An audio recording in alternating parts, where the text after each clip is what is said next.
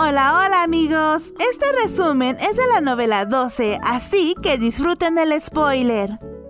Mao Mao, Jinshi y todas las personas que habían ido con ella a la capital occidental por segunda vez y después de dejar a un nuevo gobernador en dicho lugar, tras la muerte de Gyokuou, ahora estaban regresando a su hogar, por lo que se encontraban en un barco. Mao Mao estaba caminando por la cubierta del barco sintiendo la brisa del mar mientras pensaba: la brisa del mar se siente bien. Después de abandonar la provincia de Issei, comenzó un viaje tranquilo. El barco en el que iban se parecía mucho al barco en el que llegaron. Sin embargo, tiene una forma ligeramente diferente. Esta vez hay 3 barcos grandes y también hay barcos mercantes, que parecía que iban juntos. Saito había cambiado completamente en los últimos meses. Durante un tiempo existió una teoría de conspiración de que el hermano menor del emperador estaba conspirando para asesinar a Gyokuou y así apoderarse de Saito. Y aunque al final se resolvió el asunto, aún había algunas personas que no apoyaban a Jinshi en la política, pues algunos de ellos creían que quería robarle el derecho al trono al nuevo príncipe heredero. Y a pesar de todo el trabajo que había hecho Jinshi durante la plaga de langostas que azotó la capital occidental, todavía había algunos problemas con la crisis alimentaria, por lo que Jinshi, el famoso hermano del emperador, seguiría prestando su ayuda desde la distancia.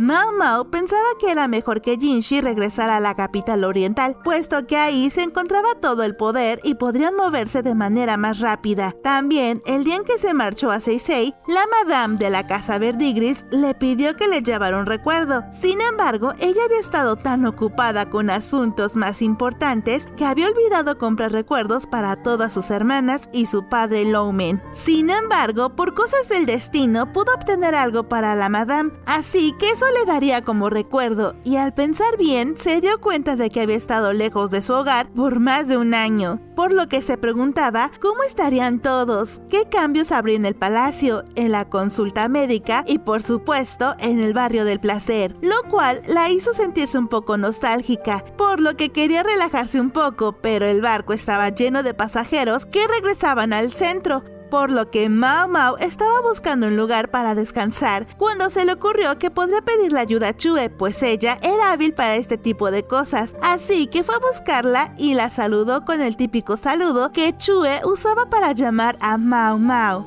señorita Chue, señorita Chue. A lo cual ella le respondió de la misma forma en la que Mao Mao siempre le contestaba a Chue, ya que de alguna manera se volvieron más cercanas después de pasar por la aldea secuestrada y de que Chue casi perdiera el brazo derecho por proteger a Mao Mao. Sin embargo, ahora la alegre guardia parecía que tenía su mismo humor y se encontraba comiendo uvas pasas con la mano izquierda, mientras estaba recostada en un diván. Mao Mao quería preguntarle por un lugar para que pudiera descansar, pero no pudo hacerlo, pues vio que en ese momento Lacan estaba en el mismo lugar que Chue. Mao Mao miró al anciano angustiado en la proa del barco con los ojos entrecerrados y dijo: ¿qué hace este anciano aquí? Chue le dijo que estaba ahí porque él también regresaría a la capital, y aunque originalmente él iría en otro barco, en esta ocasión él iría en el mismo barco que Mao Mao, y que además ahora no se encontraba bien, pues había mareado por el movimiento del barco y ahora no podía parar de vomitar. El vómito brillaba y salpicaba, y el ayudante que estaba cerca apareció a la vista con un cubo de limpieza. Si Mao Mao no recordaba mal, era un niño llamado Toshiyuki, y de quien cuidó Mao Mao mientras estaba en Saito. Mao Mao no quería ir en el mismo barco que Lacan, pero mientras no la molestara, ella no tenía ningún problema, además de que no tenía otra opción, pues el barco ya había zarpado hace varias horas. Después de un rato, Mao Mao había terminado de organizar sus cosas adentro de su habitación y estaba a punto de salir cuando se encontró con Hulan, quien también regresaba junto con ellos a la capital, por lo que Mao Mao exclamó muy disgustada: ¿qué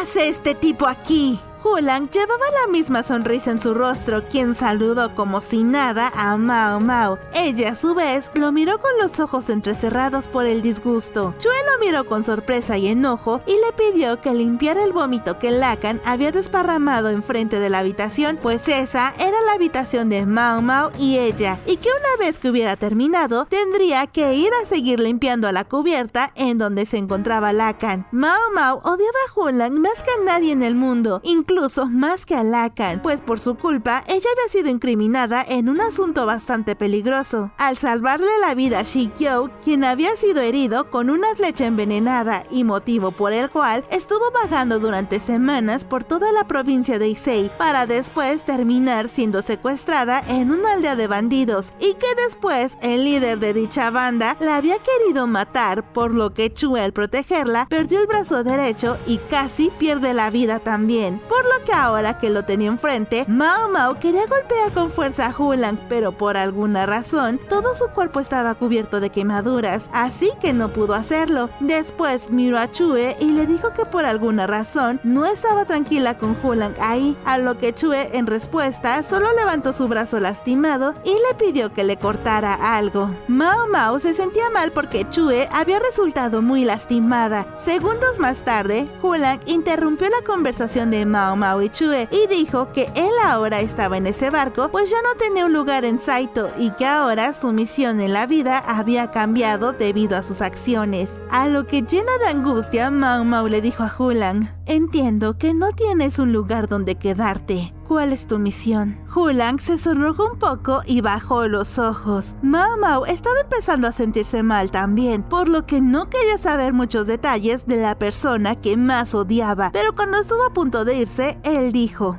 vine a cumplir mi propósito. Le entregaré mi cuerpo al Señor de la Luna, en cualquier momento. Gracias a él, me mantendré con vida. Probablemente no le agradaré a la señorita Mao Mao, pero créeme, tengo una misión. Mao Mao, al escuchar esto, miró a Chue con asombro y después le preguntó si podría cambiar a Hulang por Kobeni, la pequeña niña a la que cuidó mientras estaban secuestradas. Chue le respondió que ya había preguntado a su familia, pero como era menor de edad, no se podía. Hulang escuchó la conversación de Mao Mao con Chue y dijo que a él también le agradaba mucho su prima, puesto que tenía unos ojos preciosos y que era muy inteligente, pues le había resultado de ayuda al llevar a Mao Mao con Shikyo para que le salvara la vida. Mao Mao, enojada, le preguntó a Hulang por qué había involucrado a una niña en esos asuntos, y él solo contestó que porque era muy inteligente, que sintió celos de que estuviera más calificada que él. Curiosamente, mientras hablaban, la actitud de Hulang cambió a una más ligera. Parecía como si se hubiera dado cuenta de algo apenas. Después, Mao Mao quería saber por qué la había estado poniendo a prueba durante todo el tiempo que estuvieron en Saito, ya que Hulang había sido el que planteó el problema de la intoxicación alimentaria en una cervecería y la enfermedad de un noble en un país extranjero. A lo cual, el chico solo respondió con una sonrisa que pensó que como Mao Mao era tan inteligente que fácilmente podría resolver el problema y que lo que había sucedido en la cervecería solo sería un daño colateral, pero que después de que Mao Mao resolviera el problema de la cervecería, ahora tenía muchos problemas más, pues gracias a la intoxicación alimentaria que Mao Mao resolvió, se dieron cuenta de que estaban diluyendo el alcohol y el sake de primera calidad. Chue quería preguntarle más al respecto a Hulang, pero Mao Mao se dio cuenta de que era mejor cambiar el tema. Chue y Hulang estaban sonriendo, ambos mostrando sus colmillos. Sus rostros no se parecían en nada, pero la forma en la que reían parecía similar. Después, Hulang le preguntó a Chue si ahora iba a tener que ser su sirviente, y ella respondió que sí, para que de esa forma Mao Mao lo pudiera maltratar. Al mirar toda la escena, con Lacan escupiendo arcoíris por la boca por todos lados, Hulang peleando alegremente con Chue a pesar de que lo habían corrido de su casa, y el malestar que empezaba a sentir, Mao Mao solo buscaba un lugar en donde se pudiera refugiar para descansar un poco, por lo que buscó con la mirada a dónde podía ir, y se dio cuenta de que había un puesto de vigilancia en el mástil. Así que se acercó a uno de los marineros que cuidaban el puesto y les preguntó que si podía subir ahí. El vigilante, sin ninguna objeción, le dijo que sí, y después le dio una cuerda para que se amarrara a la cintura y no se cayera al mar. Le habían dado permiso tan rápido que Mao Mao pensó que había sido demasiado fácil, pero sin darle demasiada importancia al asunto, Mao Mao obedeció y en pocos minutos ya estaba en el puesto de vigilancia, pero se llevó una sorpresa al darse cuenta de que no estaba sola, pues Jinshi estaba ahí también, lo cual hizo que la boticaria se sorprendiera, pero no tanto como Jinshi, quien le dijo: ¿Qué haces aquí, Mao Mao?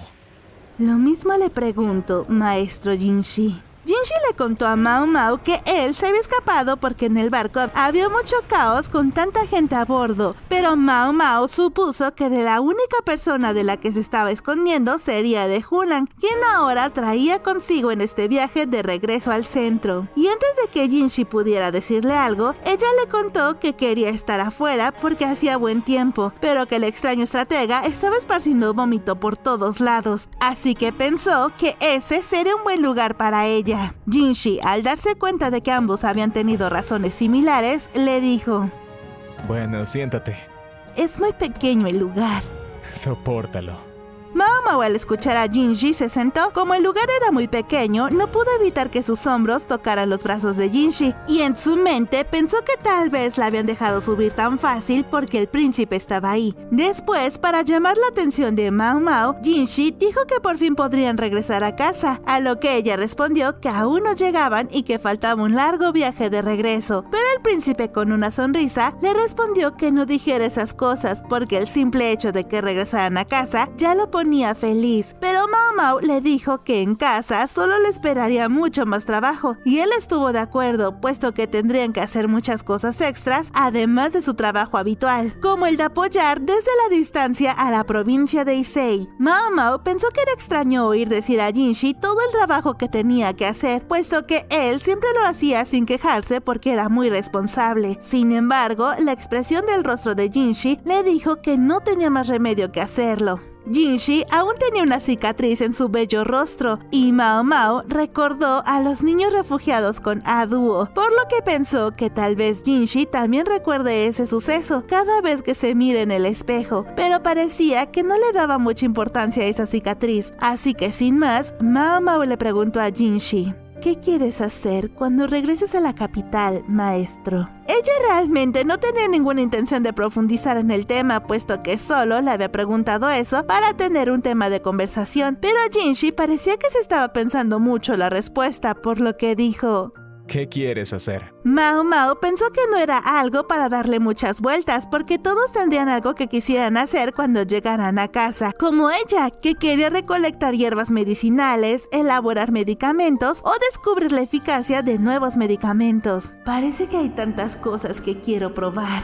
Se dijo a sí misma Mao Mao, cuando de pronto pensó que tal vez Jinshi tendría que lidiar con un montón de asuntos que tiene que atender y que tal vez no quería pensar en eso ahora. Jinshi, por su parte, solo respondió que se había hablado de la llegada de una futura esposa para él, para que fuera su princesa, y Mao Mao se preguntaba si esa chica sería la hija adoptiva de Gyoku-oh, que ahora que había fallecido, se sintió mal por la chica que habían enviado al palacio interior. Jinshi, por su parte, parecía que le leyó la mente a Mao Mao, pues le dijo que probablemente la emperatriz estaba engañando a su sobrina, pues ella en sus tiempos de soltera era muy buena estafando a la gente. Mao Mao, al escuchar eso, se dio cuenta de que Gyokuyo la invitaba a tomar el té con bastante frecuencia, y también había tomado el té con consortes de menor rango, por lo que sintió que la estaban reclutando. Mao Mao solía enviar mensajes al centro, por lo que sabía que tanto la emperatriz como la candidata a princesa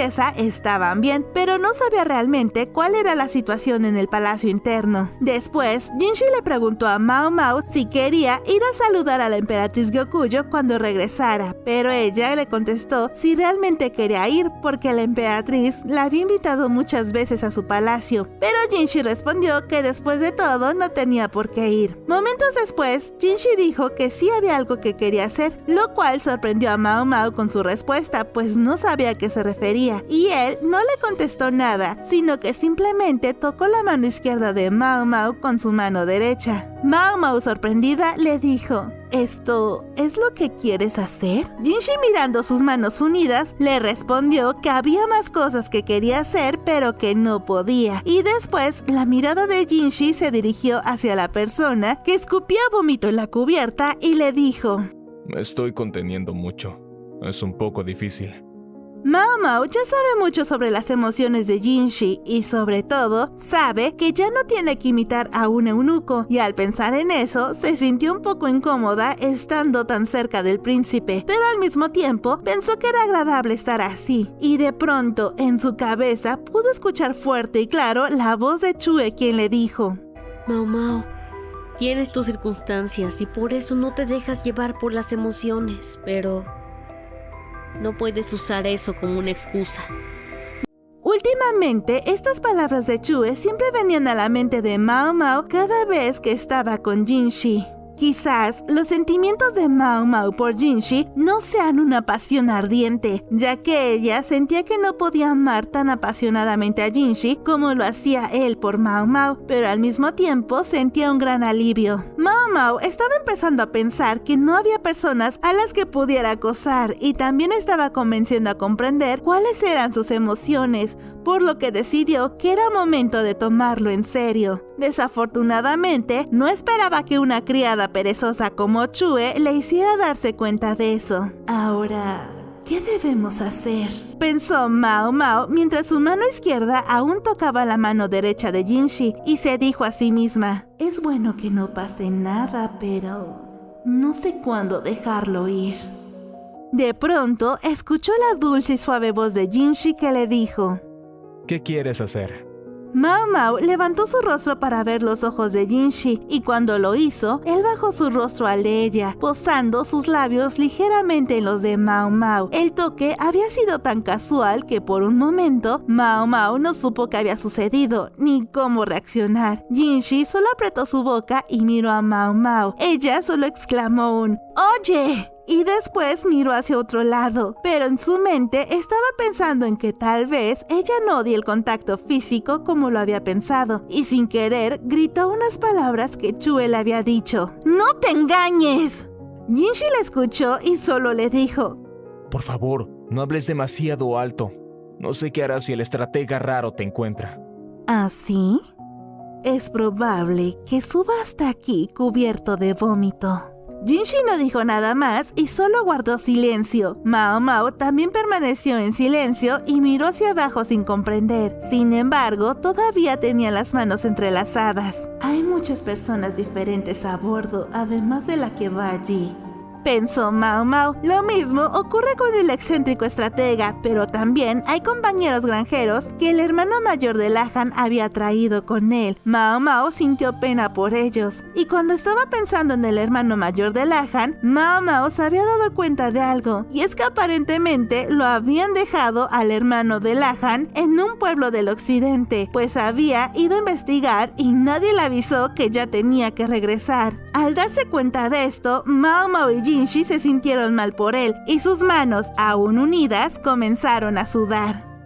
Y aquí la tienen, el primer beso de la pareja oficial de Jinshi y Mao Mao. Espero que les haya gustado este video. La primera vez que lo leí no me había gustado esta confesión de amor, y ni siquiera había visto lo del beso. No sé por qué, pero para mí eso no había sido un beso. Pero ahora que lo leí de nuevo con más calma, a petición de varios de ustedes que me habían dicho que sí había un beso, me di cuenta de que es una confesión tierna y ya quisiera verlo en el anime. Pero ustedes, ¿qué les pareció? Cuéntenme su opinión en los comentarios, porque me encanta leerlos y platicar con ustedes. Por cierto, ya empezaré a publicar contenido para los miembros del canal, así que si quieren ver cuáles son, pueden verlos en el botón que dice unirme. Pásenle sin compromisos. Y ahora sí, muchas gracias a nuestros primeros miembros.